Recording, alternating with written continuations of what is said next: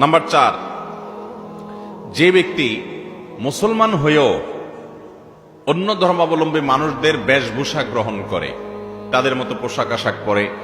তাদের মতো কৃষ্টি কালচার ধারণ করে, তাদের যে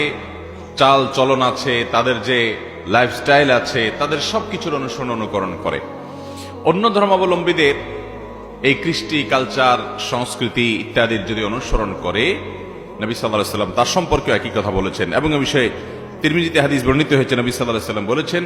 লাইসা মিন্না মান তাশাব্বাহা বিগাইরিনা, যে ব্যক্তি অন্য ধর্মাবলম্বী মানুষদের সাদৃশ্য গ্রহণ করে, তাদের অনুরূপ কৃষ্টি কালচার চলন বলন এগুলো তার ভিতরে ধারণ করে, এই ব্যক্তি আমার উম্মত না। আমাদের সমাজে এরকম বহু মানুষ আছে যে অন্য ধর্মাবলম্বী কাফের এবং মুশরিকদের মতো হতে নিজেদেরকে তারা পছন্দ করে, ভালোবাসে, তাদেরকে অনেক সময় শ্রেষ্ঠ মনে করে, যার ভিতরে আল্লাহর প্রতি ঈমানই নাই, আখিরাতের প্রতি ঈমানই নাই। তো এরকম অমুসলিমদের সাথে সাদৃশ্য গ্রহণকারী ব্যক্তি, এ সম্পর্কে নবী সাল্লাল্লাহু আলাইহি ওয়াসাল্লাম বলেছেন সে আমার উম্মত না। নাম্বার 5, ওই ব্যক্তি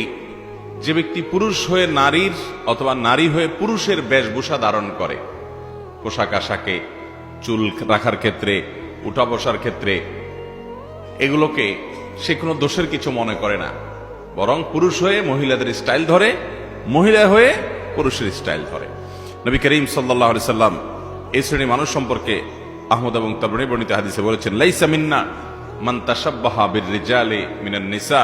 ওয়ালা মান তাশাব্বাহা বিন-নিসাই মিনার রিজাল। অর্থাৎ ওই সকল মহিলারা আমার উম্মত না যে মহিলারা পুরুষদের বেশভূষা ধারণ করে, এবং ওই সকল পুরুষরা আমার উম্মত নয় যে সকল পুরুষরা মহিলাদের বেশভূষা ধারণ করে। মোহতারাম হাজরিন, আল্লাহ তাআলা পুরুষদেরকে সৃষ্টি করেছেন কিছু বিশেষ বৈশিষ্ট্য দিয়ে, নারীদেরকে সৃষ্টি করেছেন তাদেরও কিছু বৈশিষ্ট্য আল্লাহ তাআলা দিয়েছেন। কোন পুরুষ যদি নারীর বেশভূষা ধারণ করতে চায়, তার মানে তিনি পুরুষ হিসেবে